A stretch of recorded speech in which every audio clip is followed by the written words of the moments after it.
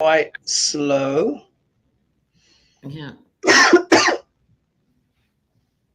Let's see. Are we live? Bonjour. Good. We are live. Well, hello everyone, and welcome to HoGaLe's Global Astrology. Know your planets, know yourself, or know your nation, know yourself. The two are interchangeable. You will see I have the ladies with me. I'm back in my prison cell, by the way, as people are referring to this on YouTube. I am in my dorm. Yeah, I'm in my hostel dorm.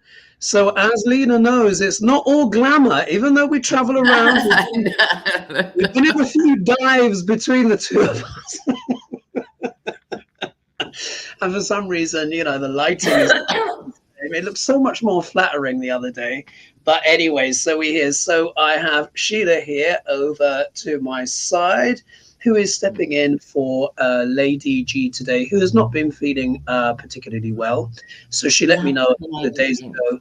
Yeah, bless you, bless her. That she was feeling a bit peaky. So last minute, I checked in with Sheila to see if she was free. And I know you all so much enjoy it when she's on the show. So Sheila, it's a pleasure to have you back. And of course, down under, we've got Lena down under, who's probably reaching for something warm. Is it still cold, my dear, in the south? Still cold.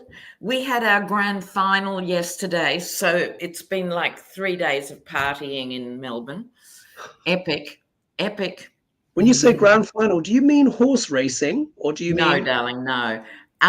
It's Australian rules football. We have multiple codes. This is Australian rules. Wow. Because, you know, Australia is one of the big lands of sport. You know, they're really. Oh, yes. Absolutely massive over there. All right. And as I always say, more sport, less war. You know, just do it on the paddock. Yeah. I agree, and I've long thought about that. So what we'll do is we'll begin with the show. I've got the questions on my phone, but there's one thing before we begin. I've got to get something out of my craw. And the other day, so you know when we do these shows and we have live comments in the shows, as you guys know. Now, guys, when we're doing a live show, it really is it ends up becoming quite a stream of consciousness thing. And it's very hard to filter and fact check when you're in the moment of a live show. Now, one of the questions people wanted to ask me about, and we'll do it in this show, they wanted to ask about what was the intentions between Donald Trump meeting Zelensky. I flagged up earlier on in the show that I was going to read on the question, and then someone called JC, I've shared their picture in the community channel, told me emphatically that the meeting had been cancelled between the two. It had not been cancelled at all. So I was reading live. Now you can imagine I've just traveled backwards several time zones. I'm jet lagged. I've not had time to thoroughly kind of check all of the stories while I was trying to sleep on the plane and then find my way to my hostel and all this kind of stuff. And what it did was it changed the question completely, because I took I took that person at face value. The meeting then, of course, went on and happened as scheduled. And I felt really upset because not only did I not get to read on the question, but my community didn't get to read on the question. And it turns out it could actually be extremely important, that meeting between the two of them. So we'll put the question back out there. But I just want to say, not only on behalf of myself, but I think all of us that read live, if a person is commenting, and we really do appreciate your comments because you guys help make the show, but please make sure that information is accurate. If you say something is cancelled and a person is about to read on that question, it has to be true. We need to be able to trust our audiences to be able to respond, because who am I to contradict someone that lives in America? I can't contradict them when they say, oh, this is cancelled. What do I know? I've only just arrived in Canada. At that point, you guys who are more up on the story are the expert at that point. And a read is only as good as its question. So I just wanted to put that out there. And I wanted to say that maybe perhaps on behalf of all the readers that read live, please, if you're contributing, make sure your comments are truthful and accurate. Otherwise, it can look a bit like sabotage, can't it? But I don't want to go too far. Anyway, ladies, are we ready for the first question? Yes, let's dive in. Yes, so let me just get myself together now that I've said that. All right. So, come on, phone. A minute. On momento. 1 second. You know, in these things, and it just goes blank for a second. Here we are. It's back now. Let's do news first. So this one has come in here from Manuela Orchid. And she says, hi, Hoagie and ladies, wishing you a lovely weekend, and I hope you have the time of your life in Japan, Hoagie. Thank you. My question today would be, if you could check if Mr. Putin will strike the West in the near future, means more than Ukraine, or is he just bluffing? While we haven't read on Putin for a while, I'm sure he didn't like that Zelensky did meet up with Trump. Thank you all. Much love, Manuela. So really, is Putin serious in his threats for potential strikes against the West? Right, let's check this out. Putinchka.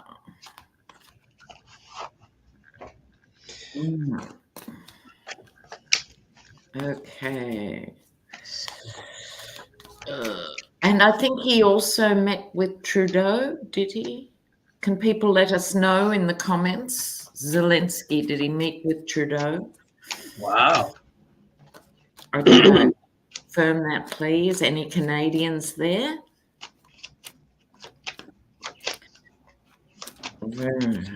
Is Putin serious? Let me go first. We'll read on the Zelensky Trump later as well. Be nice to have the two of you guys cards as well to contribute. Is Putin serious?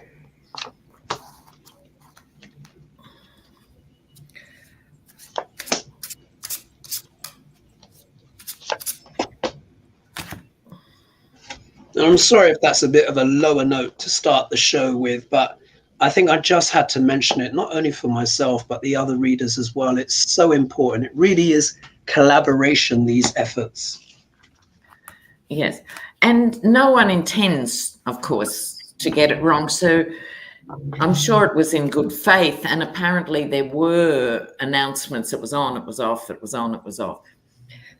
You know, so it doesn't make it easier for anyone. Yeah, all you need is a refresh to get the updated information sometimes. You know what I mean?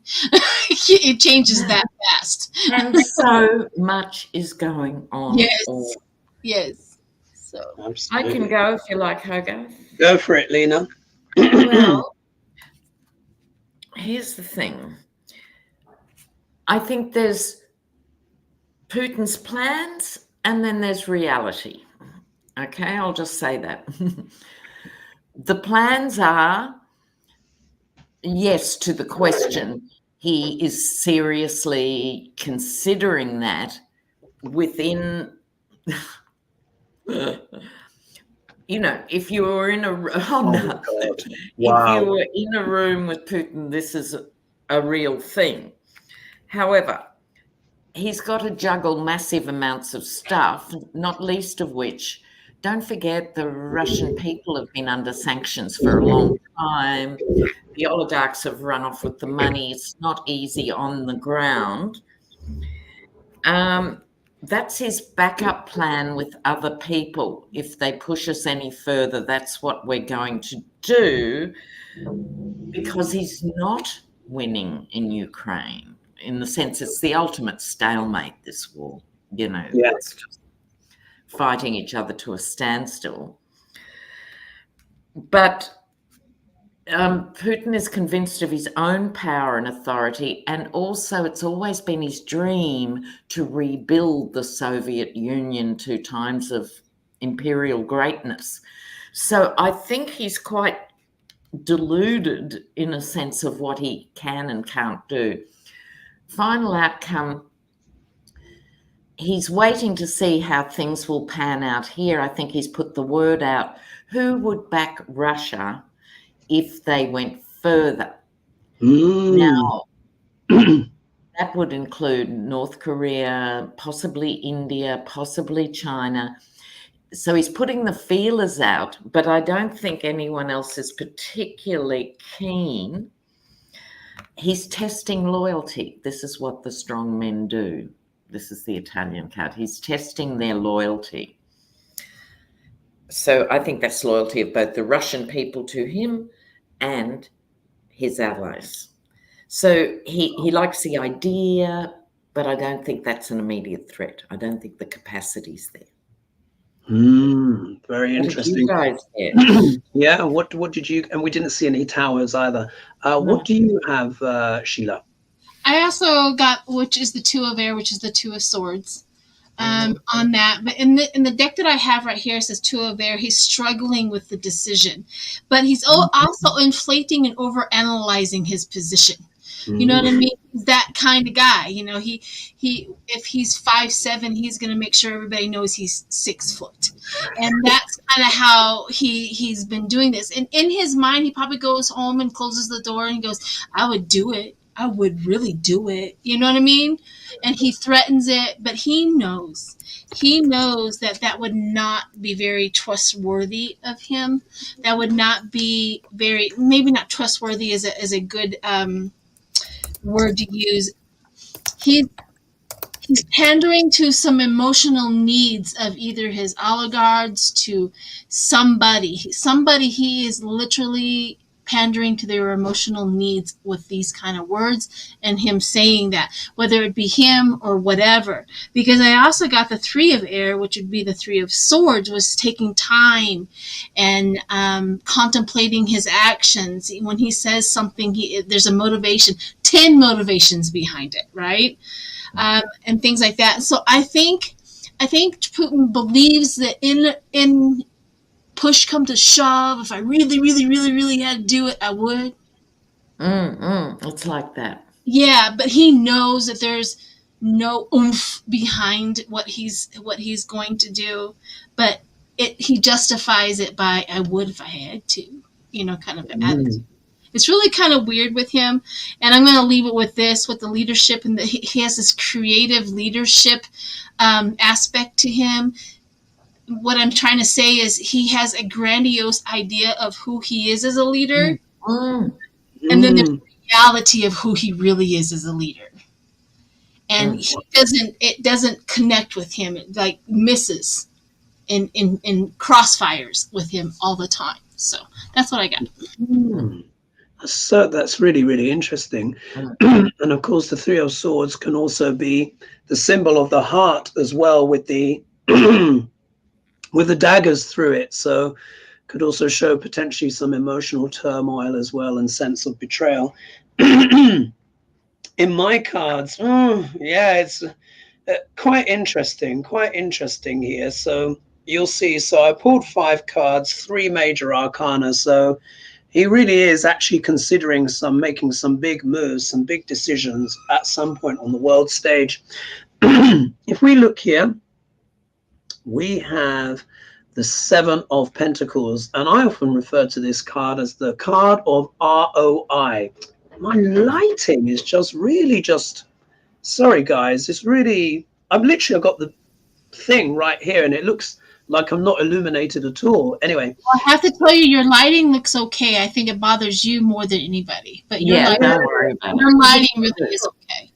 Okay, I'm just not showing up so well on my feedback screen. Anyway, so if we look here, we have got the 7 of Pentacles, and I often refer to this card as the card of ROI, which means return on your investment. So it's kind of, I think this kind of dovetails into what the ladies were saying, and particularly like with you, Sheila, where, well, you and Lena actually were talking about this testing loyalty. I think he's seeing who is truly invested in Russia. Yes, who is truly invested in Russia, for him to kind of take this to the next stage, because with this card, this is about sowing seeds and then wanting to reap the fruit. The shadow of the card can mean the spoiled harvest, but what this says to me is that Putin has sown a lot of seeds decades ago, and it looks like to me in his hour of need, he is hoping that a lot of this stuff he's sown will fructify for him. But I think there's doubt, yeah, because let's not forget, there's always a little bit of doubt with this onlooker here, whether or not they'll get the full harvest or if the fruit will be ripe, yeah. If we look here, though, in his obstacle position, we have the Wheel of Fortune. So, of course, normally, if this card, normally you can read this card as the right way up, meaning, you know, luck and fortune is on the side. But if it's reversed, as can be implied it being in the obstacle position, then the little demon here is actually on the top. And what that can mean is that can mean that luck may not be as forthcoming as one would like. What this also says is that it could show that the fates or the wheel of time, it means things are a bit out of Putin's hands. He doesn't have as much control over the situation as he would like. And let's not forget, with Duck L'Orange has been one of his major stooges. Now, one of the things that, what's his name? Scaramucci, yeah, the Mooch. What does the Mooch always tell us about Duck L'Orange? He says no matter what alliance that you have with him, the second it's inconvenient, you get thrown under the bus. That also applies to Putin, by the way, which is something he may find out because old Duck L'Orange has gone and met up with Zelensky, who is technically his arch enemy. So, yeah, luck is not quite on his side.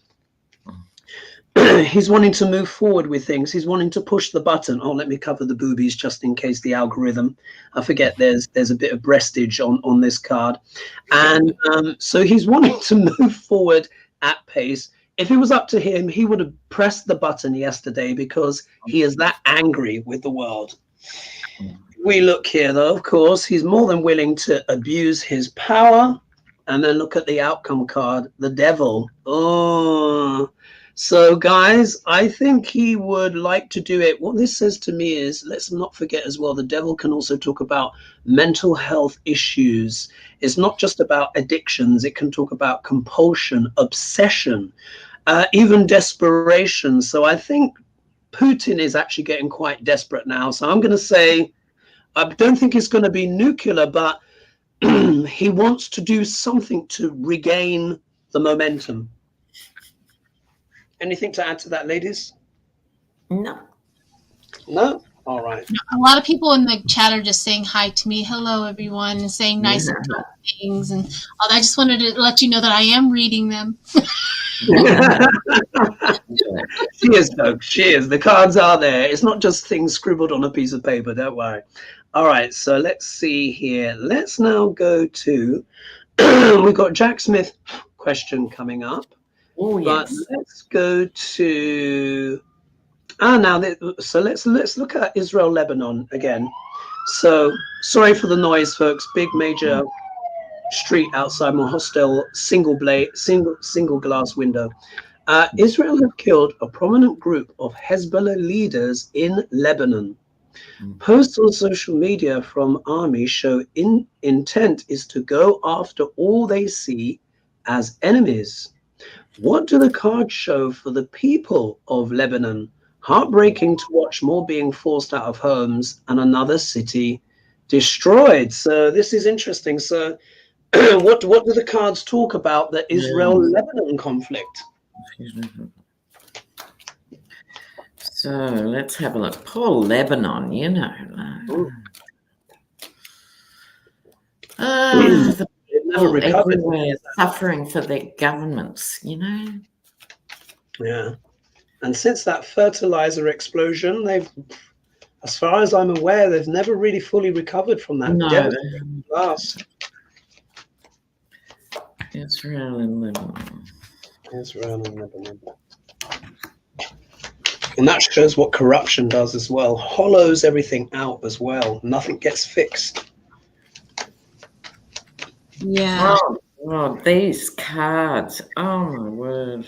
Oh, do you have some rotters, Lena? Oh, dear, oh, dear, oh, dear. Yeah, they're not good. Let's go. Okay. Do you want me to start, Hogarth? Go for it, Lena. All right. The Seven of Wands leaping out of the gate. Israel, look, what's happening in Lebanon has a long history in its own right, obviously, because Israel's argument is that Lebanon is letting Hezbollah operate from its soil. So at this point, Israel doesn't care. It's going after everybody.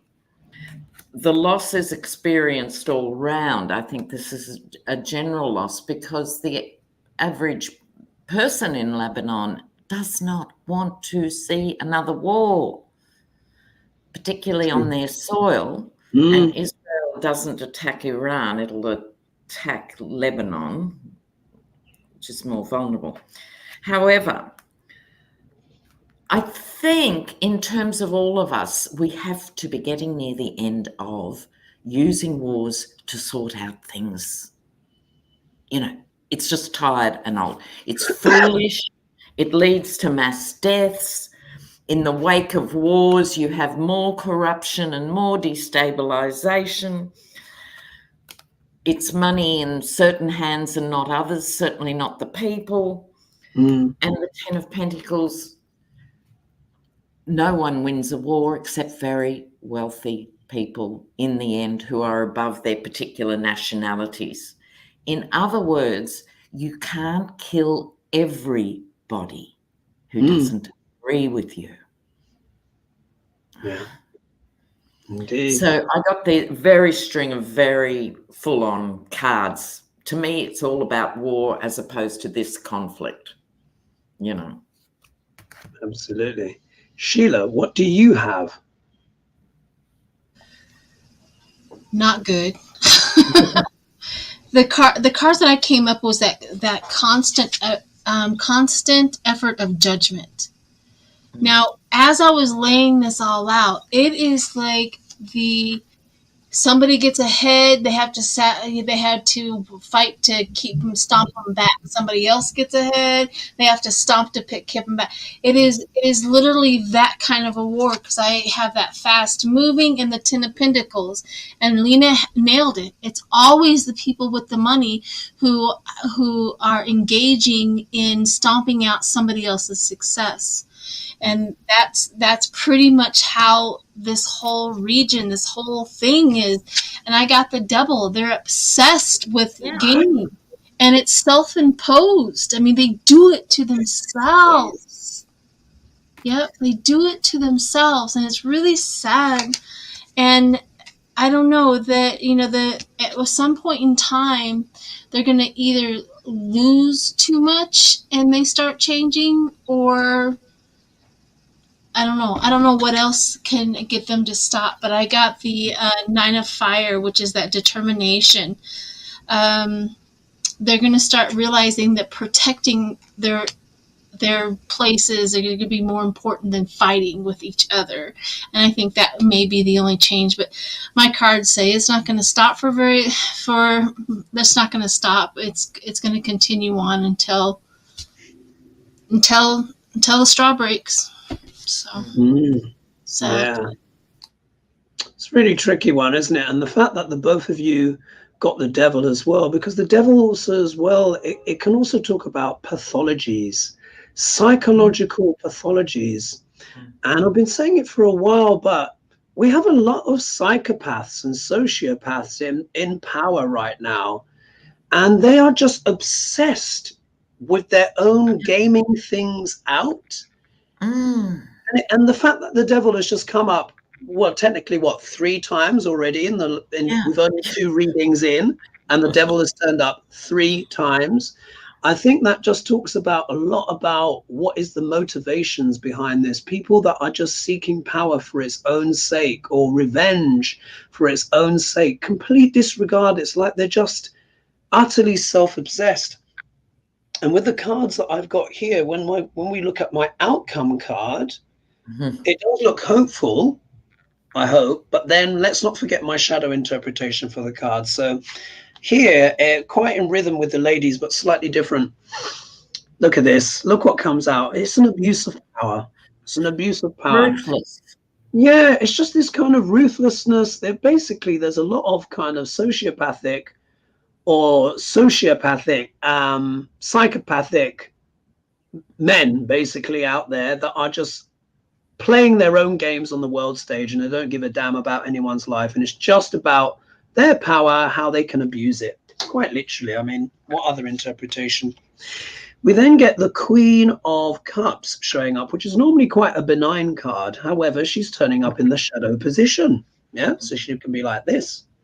So when the card is reversed, this can actually become an extremely manipulative card, yeah, because it can often talk about hidden agendas, can almost take on a little bit of the shadow qualities of the High Priestess. But this is just to do, but this can also as well, this card, it can mean when it's reversed, a person who's emotionally and psychologically unwell. Yeah, so I think that echoes in, dovetails with this abuse of power. It's like these people, they're just not well. They're just not psychologically right. They're not normal. Yeah, how else? Why else is the devil card showing up so much already? If we look here, part of the solution would be sane, rational minds. Yeah, coming together and just, you know, trying to, like Lena said, solve disputes more rationally.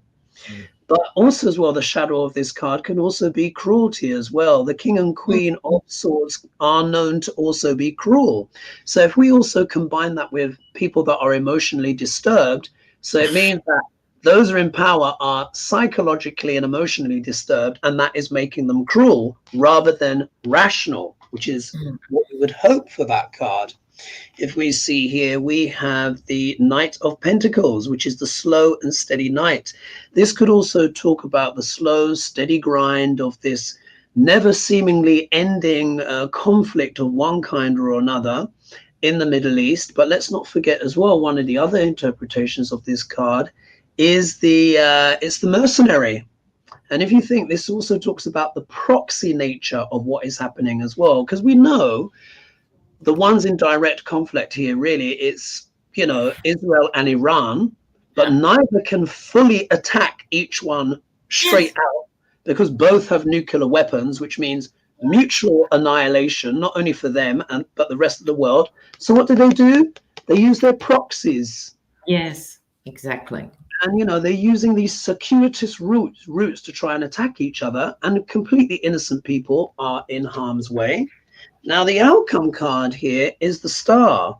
Now, normally, if we were talking in normal times, you'd be pretty happy to have the Star show up as outcome. Oh, yeah. Cover the nipples. But as you know, I do have a shadow interpretation of this card, which is what? The narcissist. This often comes up for, you know, Duck Larange, Netanyahu, and characters like that.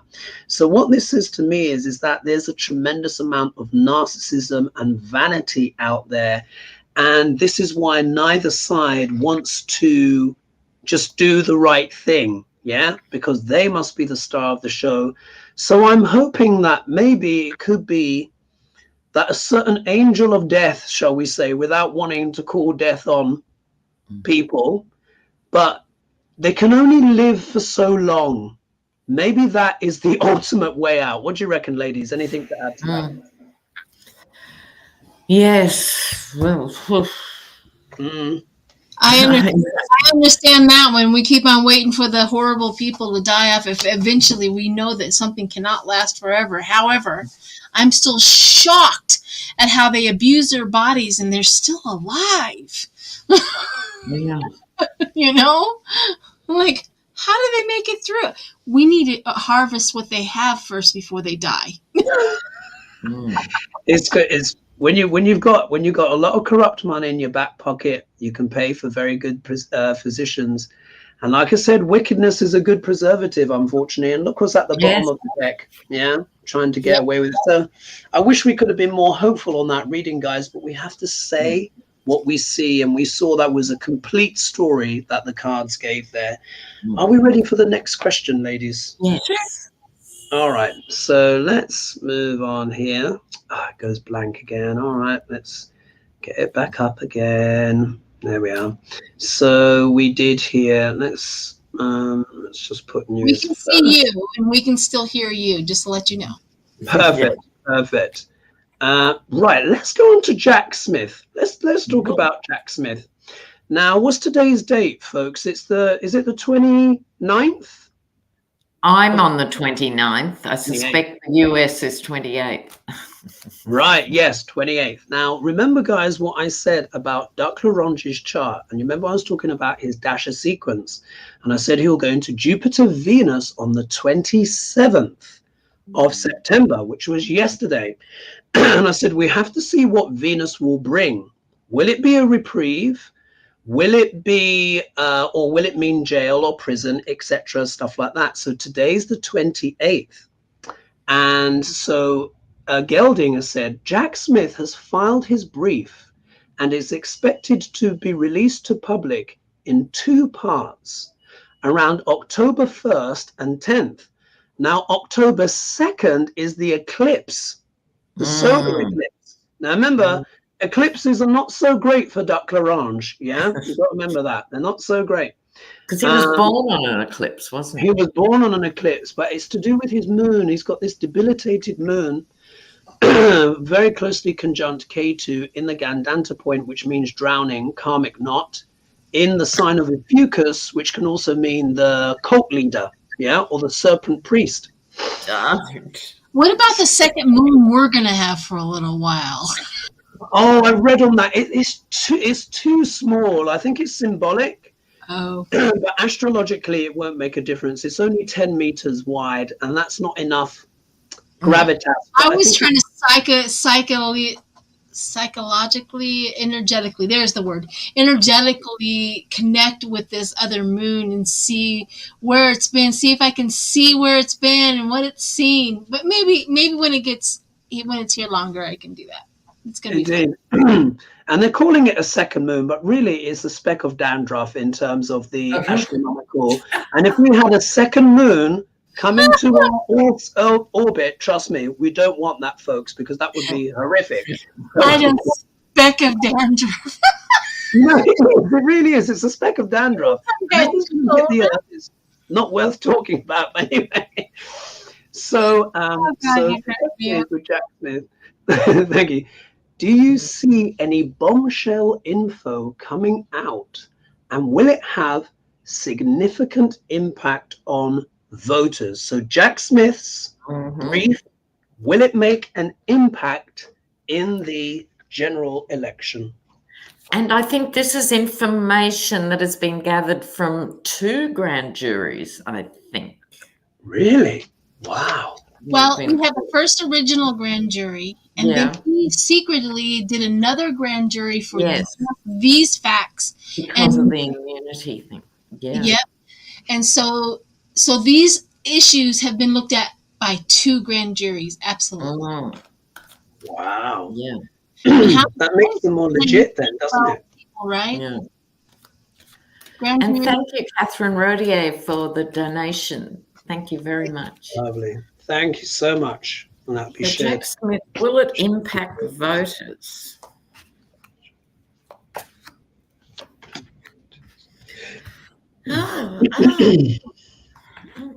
What times we live in. My God. But check this out, just astrologically. Okay, so Trump is a Gemini, a bad Gemini. In Western Tropical, he's Gemini, yes. Yes, and Jack Smith is also a Gemini. Mm-hmm. So he knows what he's dealing with. Doesn't strike me as a Gemini, Jack Smith. But he is. I gotta Google his birth date. Can you still hear me? Yeah, okay. In Vedic, it would be different. Trump's actually a sun sign Taurus in Vedic, which is when you read the shadow of Taurus, it's much more fitting. Yeah, much more fitting. Who's ready to go first? And not me, but Jack Smith is his birth date is June 5th, 1969. He's only a year older than me. Or younger, sorry. I'm a year older. Yeah, you lose track, hun, after a while, trust me.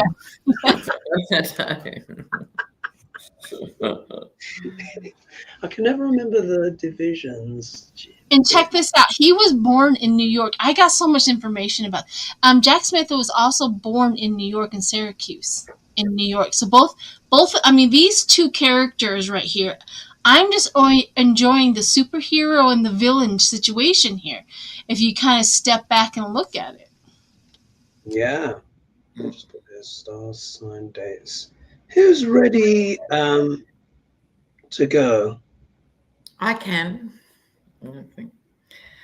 Now, this hasn't been easy for Jack Smith. There's, I think, a heightened level of stress here that perhaps he hasn't felt until recently. Like, he had a huge task. He had an immense number of people. He did the job, one foot in front of the other, did it.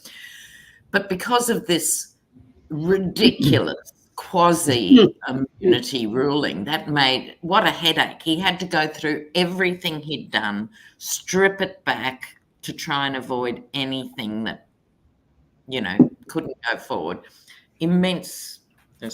Here he is, though. He's emerged here.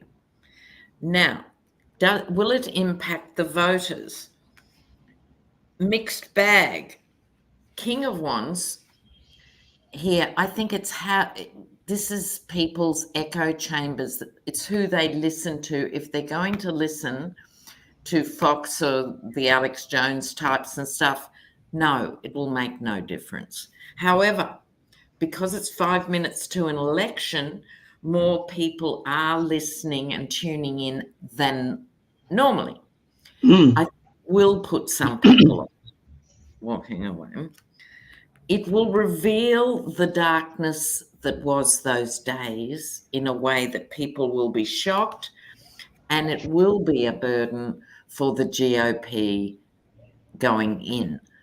But it's like it adds to the body of stuff. It's not like an overnight and then everyone suddenly wakes up, a new dawn. But some will. Some of the fence sitters will finally close the door. Wow.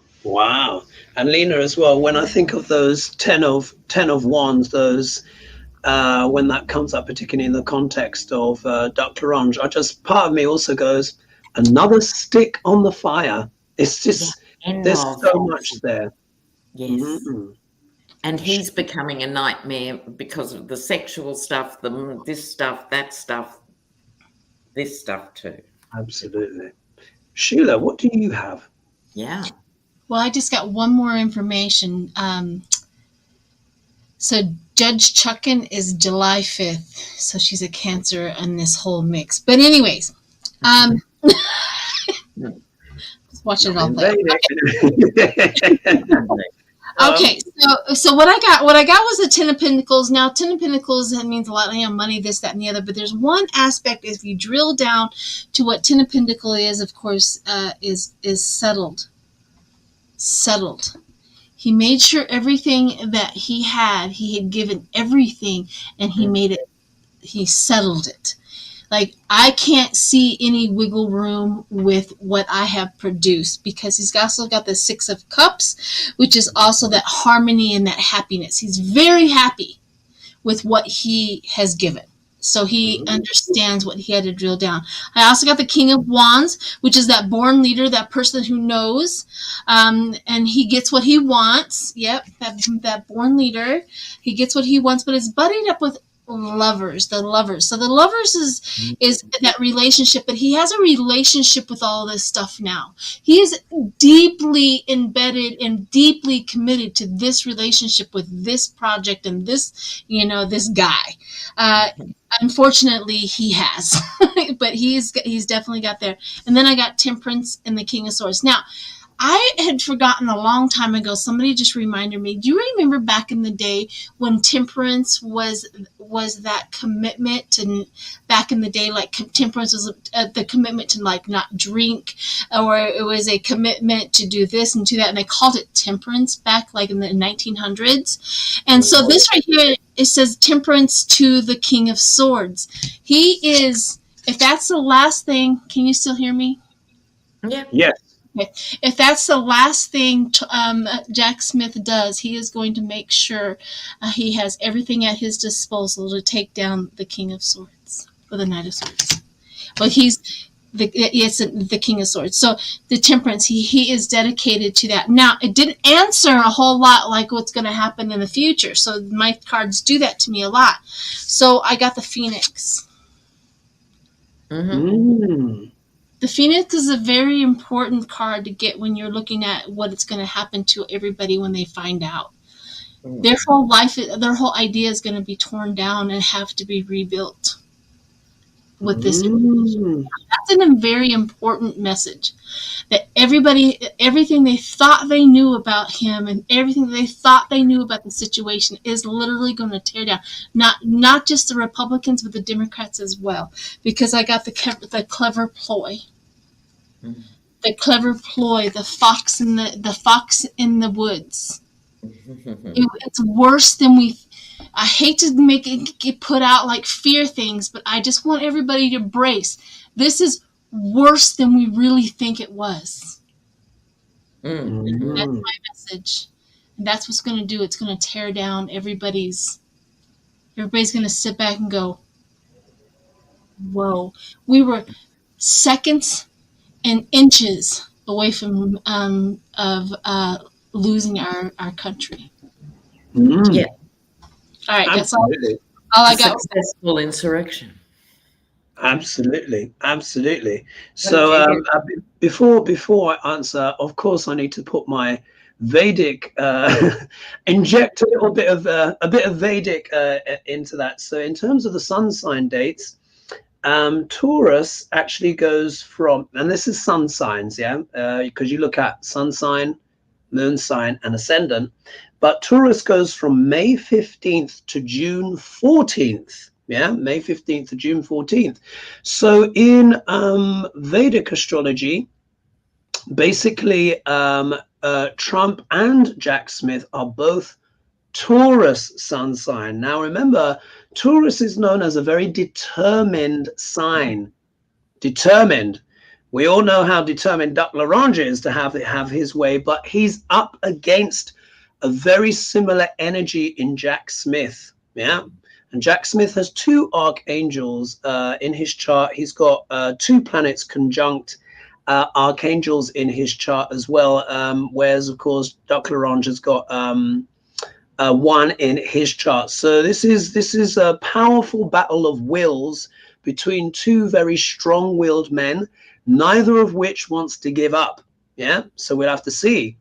And so it'll be very, very interesting. Anyway, and Judge Chutkin would be sun sign Gemini in Vedic, sun sign Gemini, but both relevant. Okay, and we actually currently have 1,821 of you with us right now, so thank you so much to everyone for joining us now. That is great to have you here, and please don't forget to like and subscribe and press the bell notification. Okay, so what cards do I have?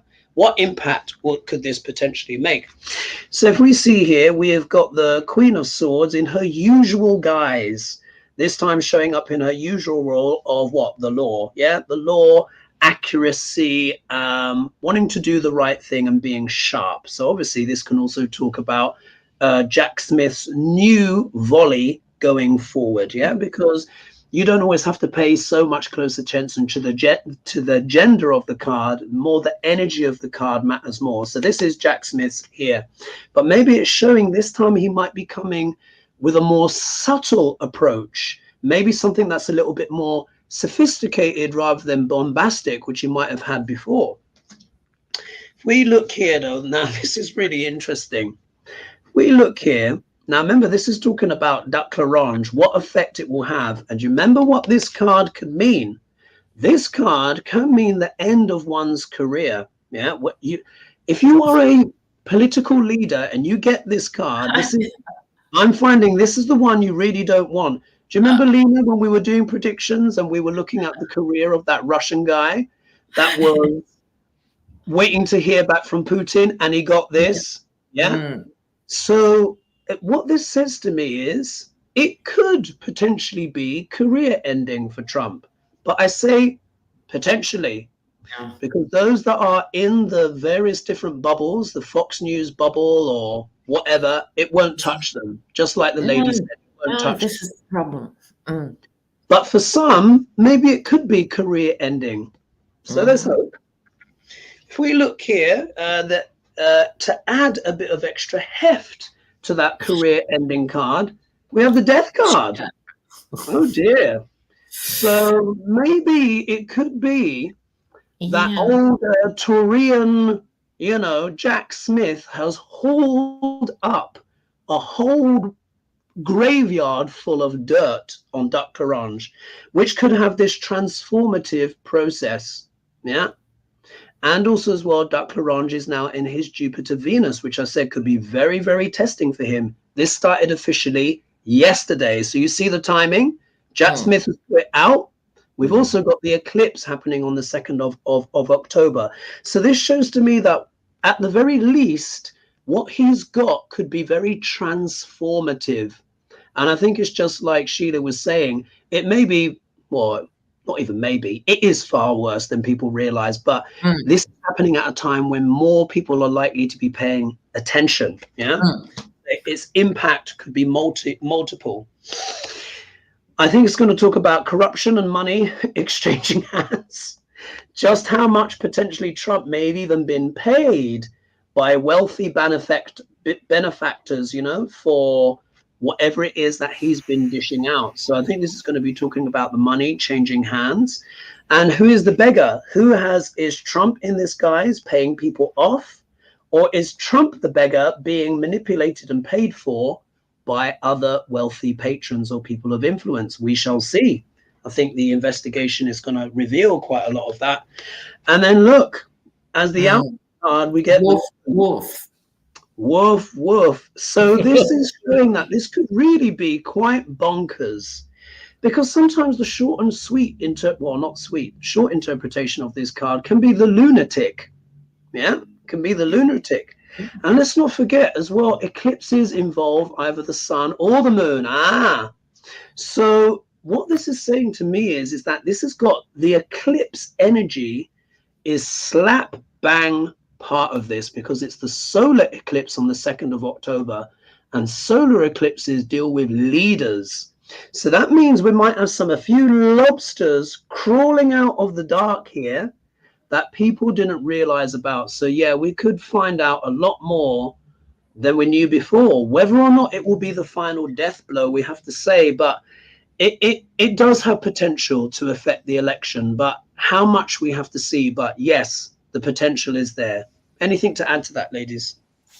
No. Somebody wants to read on the Tuesday debate with, I just saw it in the chat. I didn't know if you were. VPs. Yeah, with the vice presidents, with Tim Walz and Couch.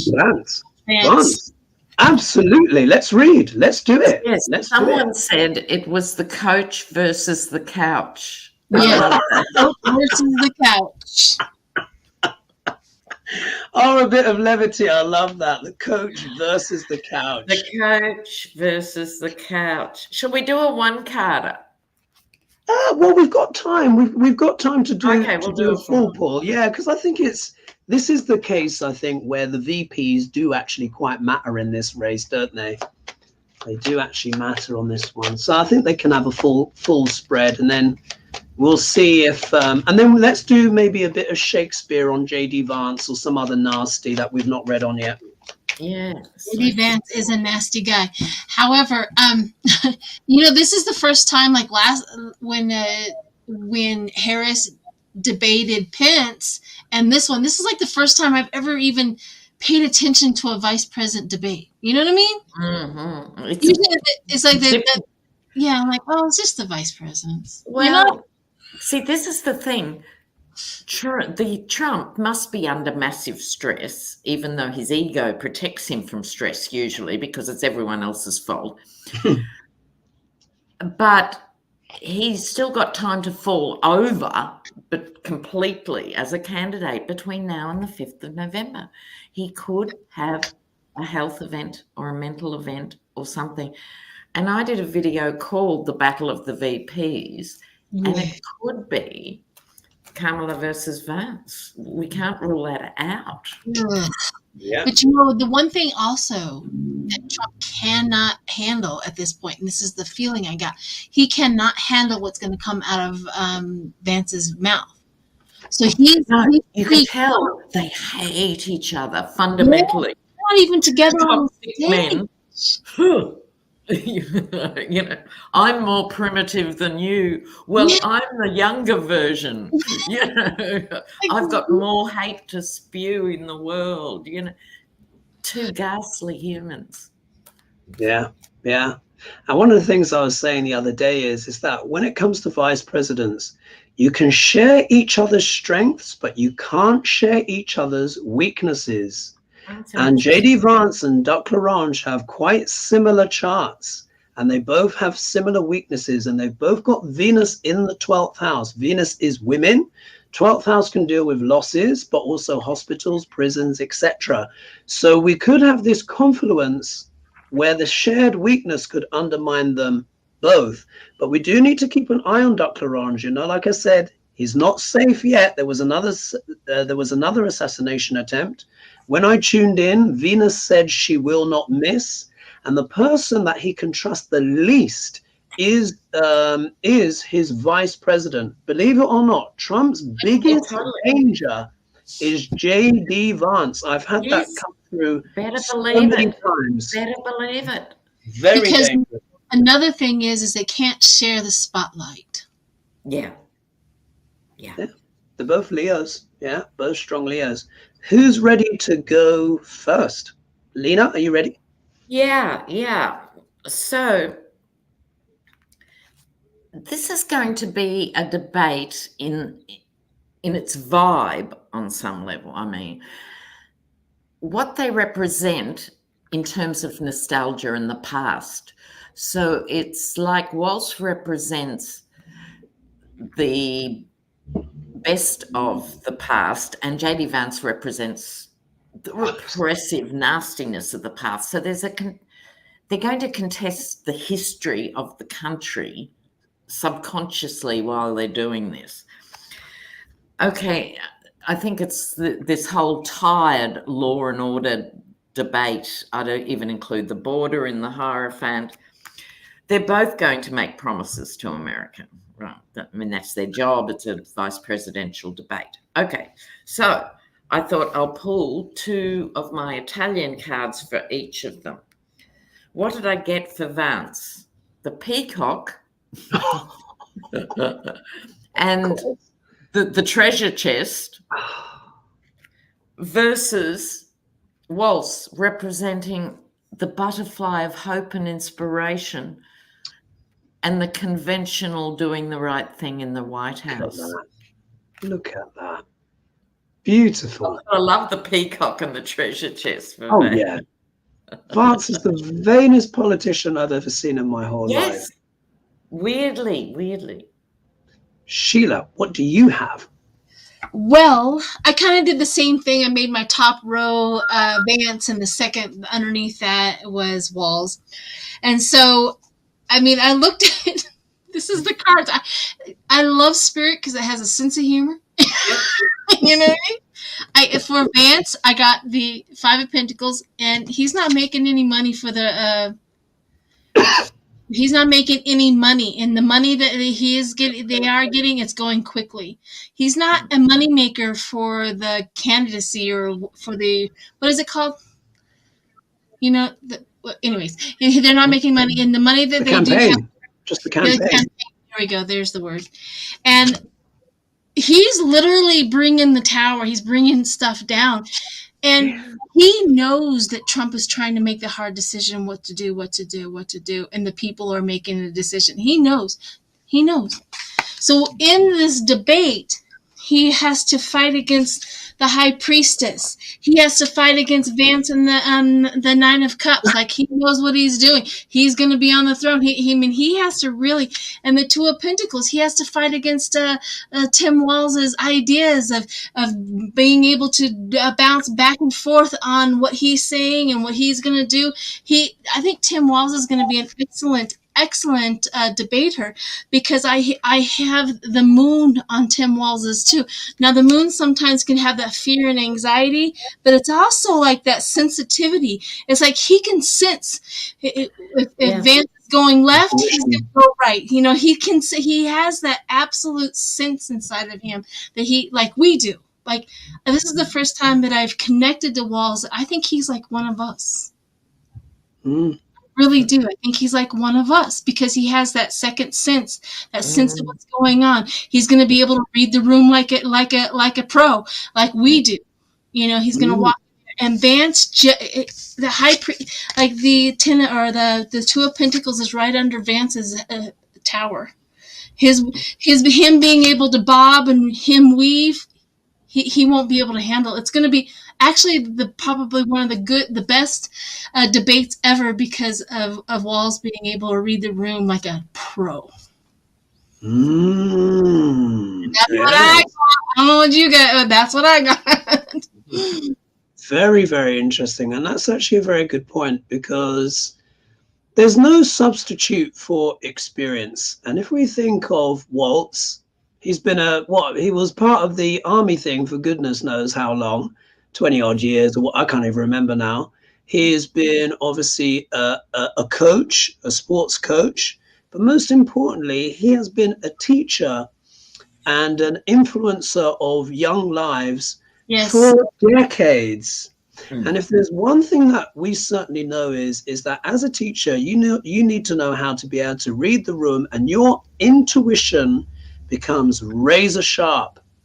And as a teacher, you can also read who the sensitive kids are and who the bullies are. And I think when he's up there on this debate, he's also going to be able to sniff out the falsehoods and the vulnerabilities of that J.D. Vance has got. And he's going to be almost able, I bet you he's going to kind of read him in a sort of fatherly way.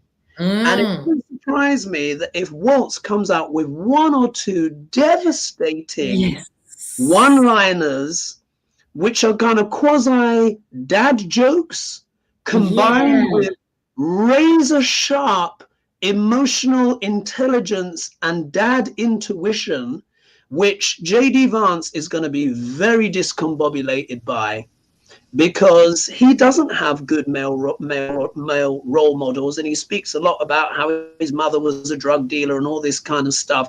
And I have a feeling that J.D. Vance is going to be this combination of jolly, but also absolutely slicing, empathic, and also pitying of Vance. And if he brings that kind of thing to the debate, he could completely unravel J.D. Vance in ways that he's not had to tackle yet, just with sheer combination of wit, integrity, empathy, and ruthlessness, knowing how to win. So I think Hogarth, he just took that to another level. Look at him. Oh, sorry, I've got to jump in here for a sec. Sorry, sure. I know you haven't finished. Linda Bishop said Vance did an interview where he rented a dog to try and look friendly. Yeah, his campaign suggested to rent a dog so it looks like he is dog friendly. That's how crazy these people are. But Tim Wall's birthday is April 6th. I want to look at J.D. Vance's birthday. Sorry, Hogarth, have you? I've not read mine yet. Yes. Sorry, bossy girls taking over your program. All right, shall I read my cards? Please. All right, okay.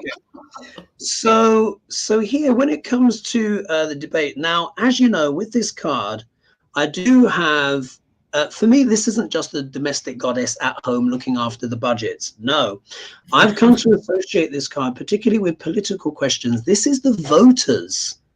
So this is literally the voters at home, people watching and wondering where to make their investment. Which candidate who in which are they going to place their faith and their trust? Because obviously here, the Queen here is holding on to this coin very closely. And of course, Pentacles aren't just about money. It's also about values. So when it comes to values, obviously Tim Waltz has got an advantage here because for one thing, he's not, you know, called someone America's Hitler and then actually decided that he wants to run on the same ticket. Yeah.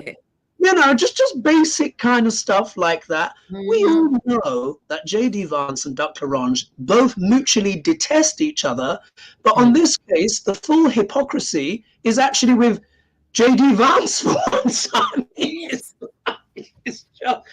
just we're in crazy times. So this is the voter here. But I think this is also the values that Tim Waltz brings.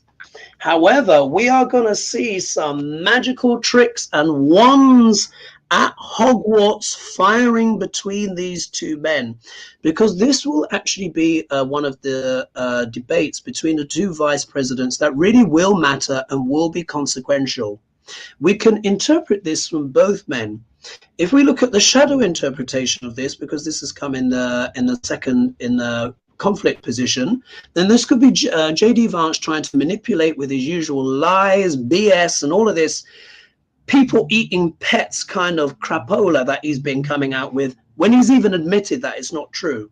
But this could also, as well in the positive, this could also show potentially how Tim Waltz's life may have been actually preparation for this moment where he really could pull some magic tricks here. I think he could delight quite a lot of people with his skills. This is what I'm hoping. However, if we look here, there is danger for both men. Yeah, we do have the 8 of Swords here. Make sure, yeah, the 8 of Swords here. So what this tells me is that this is a potential minefield for the both of them, because this is a debate where it does count what the vice presidents say. Neither one of them want to become entangled in something that they can't get themselves out of. I'm rather hoping that this is what Tim Waltz is going to do to J.D. Vance, but I do have to read the energy for both men. Yeah, we all know how we want it to go, but I must read the energy. So there is a bit of danger there. However, someone is going to come out with the sword of truth, and we know who most likely that is going to be. So I think as long as Waltz speaks truth, which he will, this could be enough to completely slice through whatever fictitious arguments and constraints and little wrapping bonds that, you know, old J.D. Vance is going to try and wrap around Waltz. Yeah. And after this, there may be some deep reflection. Yeah, there's going to be deep reflection on either side after this debate. Let's just hope that the wounds are more inflicted on the GOP side, but nonetheless, this can mean both sides. So what this says to me is, I think this is actually one of the most consequential vice president debates ever. And there's a lot more at stake here because we got 2 major arcana. And we can see either man has to avoid this. They need to do this to their opponent, but not become entangled. So I think we're going to see a lot of fireworks in this. It's going to be entertaining, I think. I'm certainly going to tune in, but the stakes are very high with the electorate. Anything to add to that, ladies, before we go? Well, we need Shakespeare, so will we do another Shakespeare on Vance? Yes, let's do a Shakespeare on Vance, and we're at 1900. We're almost at 2000, guys. Thank you so much for joining us. I think that's a little bit of a record. Thank you. That's amazing. And make sure that you're putting the thumbs up. So we should have at least close to 2,000 thumbs up too. Let's go. Oh, thank you. All right. Well, Sheila, you are guest of honor. So that means you are calling out on the Shakespeare of what the bard thinks of J.D. Vance. So I'll close my eyes and you just tell me where to stop. And don't go stop. Just say stop and I'll stop there. Stop. All right. Oh, what's this? What's this? Oh no, I've actually fallen into. Oh, actually, no. Look, this is the text section, which is explaining Shakespeare. Doesn't count. I forgot, that doesn't count. Irrelevant. Perdoneme. Okay, Sheila, try again. Stop. Okay. Oh, I have to turn it. Oh, now this is interesting. Yeah. So look, it says here. What? Look, this is about J.D. Vance here. It says here, hide not thy poison with such sugared words. Yeah. And then this one has come out again, in which we had for Ivanka and Jared Kushner once upon a time. And it said this: if thou speakest false, upon the next tree shalt thou hang alive till famine cling thee. Ooh, ouch. I don't think they got that one. I think that one's unique to him. Yes, I've never heard it. I can't remember it. Yeah, I misinterpreted that.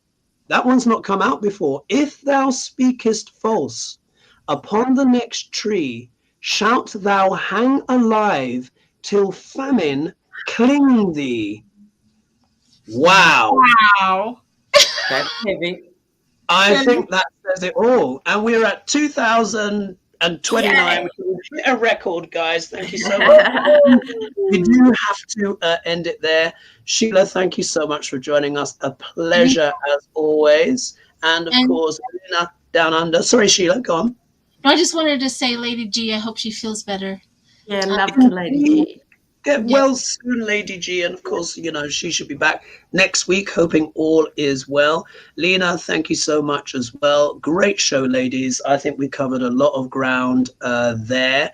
Next time we'll have to read on Zelensky, Trump. We didn't get there. We didn't even really need to, isn't it? It just went so quick. So we're going to be tottering off. The next time you see me, guys, I might be at sea. In fact, no, I will be at sea, ladies. So let's hope that you know, old muskrats Starlink service works well. But if you don't see me for 2 weeks, then you know why. Where are you getting the ferry? Vancouver Harbour. So it's literally just down the road for me, and the ship should draw in tomorrow. We have to embark by 11 a.m. or we start embarking, and then we're off out. So the next video could be me in Alaska. Yeah. Woo! Either in Alaska or on the way to in the middle of the Pacific. Getting closer to you, Lena, believe it or not. Yes, it would seem. Way to go, yeah. All right, folks. We're going to totter off now. Thank you so much to everyone. Hopefully this will actually end on time. So I've clicked the button in advance. All right.